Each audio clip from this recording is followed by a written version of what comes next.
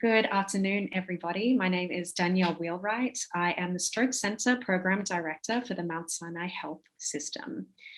For the next 20 minutes or so, I'm going to give you a presentation for World Stroke Day, which is today, and we're going to be discussing all things stroke. So I'm going to be talking to you about what a stroke is, how to recognize stroke, how we treat stroke, and most importantly, how to reduce your risk of having a stroke. So before we get into that, I wanted to quickly review some stroke facts. So in 2018, stroke accounted for 1 in every 19 deaths in the US. In 2018, 1 in every 6 deaths from cardiovascular disease was due to stroke. Someone in the United States has a stroke every 40 seconds, and every 4 minutes, someone dies of stroke. Every year, nearly 800,000 people in this country has a stroke, and about 610,000 of these are first or new strokes. And nearly 1 in 4, which is about 185,000 strokes, are in people who have previously had a stroke. Stroke is really expensive. So stroke-related costs in the United States came to nearly $46 billion in 2014 and 2015. And this amount includes the cost of healthcare services, the cost of medicines to treat stroke, and also includes missed days of work. Stroke is the leading cause of serious long-term disability, and stroke reduces mobility in more than half of stroke survivors who are 65 years and over. And finally, largely due to the impact of structural racism, the risk of having a first stroke is nearly twice as high for Black versus white individuals, and Black adults are 45% more likely to die from stroke. And we note these similar disparities within other non-white populations. You know, obviously this is an unacceptable statistic, and we need to be working really hard to address. So the same way that we think about heart attack, we think about stroke. Stroke is a brain attack. So we have lots of large and small blood vessels that carry blood up to the brain tissue that keep our brain alive and functioning normally. So when someone is having a stroke, this blood flow is disrupted and the brain cells are deprived of oxygen and they begin to die. So the symptoms that we see in a stroke depend on which area of the brain is being affected. So if this disruption is happening in the area of the brain that controls speech, this individual might have an issue with speaking or even understanding other people.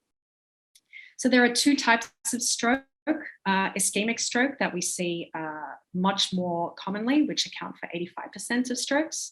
And then we have hemorrhagic stroke, which account for about 15% of strokes. So just taking a quick second to review what an ischemic stroke is. This occurs when one of the arteries in the brain becomes blocked, and that's usually with a fresh little blood clot. So this blockage can form inside the brain, or it can also form outside of the brain. So sometimes if you have a certain arrhythmia, there's a little blood clot that can form in one of the chambers of the heart, which then travel up to the brain and cause that occlusion. Or you could have some buildup in the carotid arteries in your neck that lead to a clot formation and again break off and cause that blockage in the brain and cause those symptoms that I mentioned just earlier. So then we have hemorrhagic stroke, and this occurs when blood from an artery begins bleeding into the brain. When we talk about hemorrhagic stroke, there are actually 2 types. So we have intracerebral hemorrhage, and this is when the bleeding occurs into the brain tissue. And then we have subarachnoid hemorrhage, which occurs just below one of the layers in the brain there. High blood pressure is a huge risk factor for hemorrhagic stroke. And often in subarachnoid hemorrhage, we see this caused by ruptured aneurysm. And then we note here that hemorrhagic stroke is not due to trauma. So if you fall and hit your head and then you get a bleed in your brain, we don't classify that as a stroke. So, you know, this bleed happens spontaneously. And then it's important to note transient ischemic attacks, and these are often referred to as mini strokes or TIAs. And it's the same process as an ischemic stroke, where this little blood clot occludes one of the arteries in the brain, and we start to see some symptoms occurring in the patient. However, that blood clot is broken down and blood flow is restored to the brain before any permanent damage is caused. So sometimes these symptoms will only last for 5 or 10 minutes, or less than an hour. So it's very easy to ignore these. But I really want to stress and emphasize that these are a warning sign, and it's an opportunity for you to go and get things checked out and hopefully prevent a larger stroke from happening. So if you notice any of these stroke symptoms that I'm about to go through happening, even if they resolve, get to your hospital, dial 911 and get it checked out, because you could save your life. So why do we care? Why are we doing all this education? Why do we want people to move fast when they notice these stroke symptoms? So it's been quantified. Every minute in an acute stroke, 1.9 million neurons die. We need to move really fast. So when we talk about stroke recognition, we talk about be fast. What is be fast?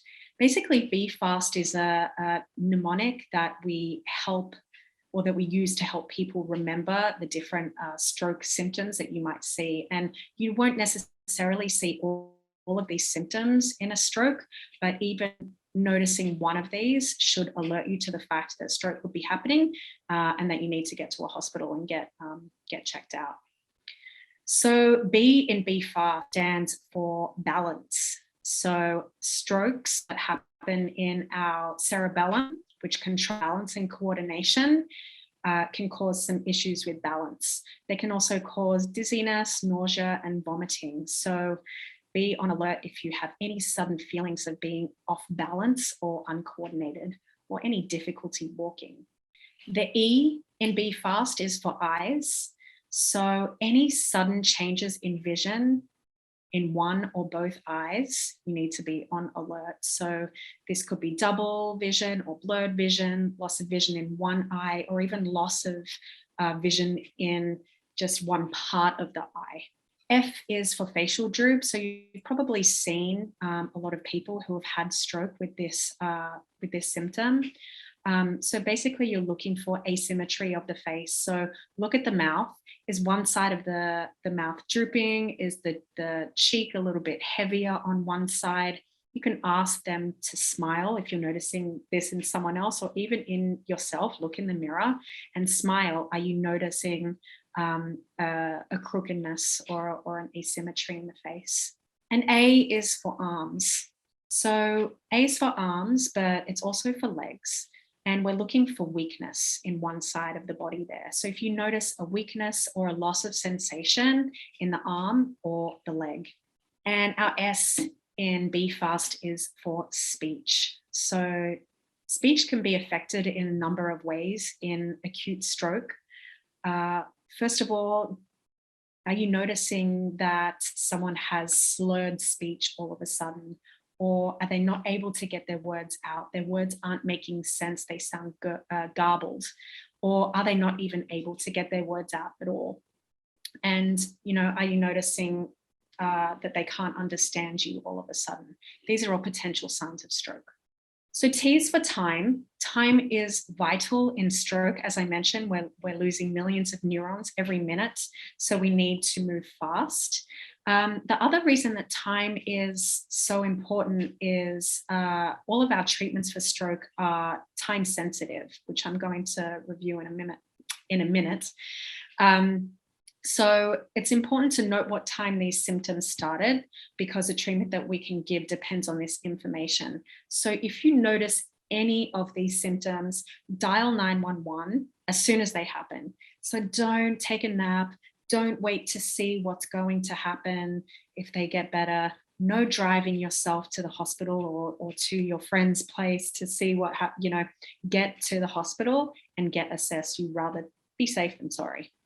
So moving on to the treatment of stroke. So how are we treating stroke these days? And, compared to 20 years ago, we're doing so much, and especially in the last 5 years, things have really changed in the way that we approach stroke management. So our first intervention that we can potentially offer patients is IV thrombolytics, and this is often referred to as TPA. In the Mount Sinai Health System, we actually use tenecteplase. This is often referred to as a clot-busting medication. It's going to be delivered IV through a 5-second bolus, and it actually aims to dissolve that clot, that little blood clot that is sitting in that artery and causing that disrupted blood flow. So we can give this medication up to 4.5 hours from the beginning of the stroke, but that doesn't mean we have 4.5 hours to give it. The literature that's been published shows that the earlier that we give this medication, the better the outcomes are for the patient.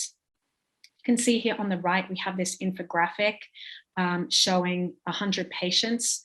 And out of those 100 patients who receive IV thrombolytics, you can see there's about 32% who improve with their stroke symptoms after this IV TPA. There is always a risk with treatment, and it's important to review these with your doctor if you're a potential candidate for this medication. There is a risk of bleeding, and we see that about 3 to 5% may suffer hemorrhage after treatment with this medication. The other treatment that we can offer for acute ischemic stroke is thrombectomy. And we can offer this for patients who have clots that are sitting in the larger blood vessels in the brain. Obviously, you don't know if it's a large clot or a small clot or a large vessel or a small vessel, but we can figure that out in less than 10 minutes. So this is why, another reason you have to get to the hospital quickly. We're going to scan you. We're going to look at your blood vessels in your brain and figure it all out really quickly. So in thrombectomy, we actually manually take out the clot. So we'll look, we'll see where that occlusion is. We'll take you over to the angio suite and put in a catheter either in the groin or in the wrist, and send a little catheter up to your brain and actually suck out that clot. It's pretty cool. It's very cool to see. And you can see on this little picture here, I have, a picture of what that clot actually sometimes looks like. They all look different. This is a very, very effective intervention. You can see here we have a similar infographic here. This is showing the efficacy of treatment of thrombectomy. So out of 100 patients, you can see how many improve after thrombectomy. And then we have here just a small amount, just 2% here don't improve or actually don't do well, to have a poor outcome. Again, earlier is better. Time is brain. We like to talk about this all the time. Get moving, get assessed, and get treated. So obviously, we want to be able to recognize stroke. We want to treat stroke fast, but most of all, we want to prevent stroke. So to do this, we really need to understand our risk factors and be able to manage them and control them and really reduce that risk. So the main thing you want to do is be on the lookout. Be on the lookout within yourself. What is going on with you? Know what is happening. Know your numbers. We like to talk about the AHA, talks about knowing your numbers. What is your blood pressure? Do you have hypertension that needs to be treated? What is your cholesterol, your blood sugar? Notice what your heart feels like. What does your heartbeat feel like? Do you notice that sometimes there is a palpitation feeling or, a funny feeling in your chest? Get it checked out. Get your carotid arteries checked out. Know what your weight is. Be aware of, your physical activity, what you're eating, and also be aware of your family history. There are some risk factors that we can't really control. It's good to be aware of it. Older age is one of them. Risk of stroke does increase with age, but it does happen in any age. So don't ignore all of this information just because you're, under 65. Sex, there is a higher risk for men compared to women, except for ages 35 to 44 and over the age of 85, where women have a similar or higher risk than men. And then there is some family history and genetic disorders that can increase your risk. So there are risks that you can address. So hypertension is one of the most important risk factors that you should be aware of and attempting to keep under control. So we want to aim for 120/80. Know your numbers. You see this blood pressure cuff, you can buy these from, Rite Aid or Walgreens or wherever. They're readily available. Buy them on Amazon. And check your blood pressure regularly. If it starts to creep up over that 120/80 mark, check in with your PCP. You might need to start a antihypertensive to keep that blood pressure down. Same with diabetes, your blood glucose. Know what your blood glucose is and keep that in check. Cholesterol, our HDL, we want to keep that number higher. And then our LDL, our target is under 100. And actually, after somebody has a stroke, we keep that LDL target to under 70. Physical activity, as you know, it is important to keep moving. HA recommends 150 minutes of physical activity every week.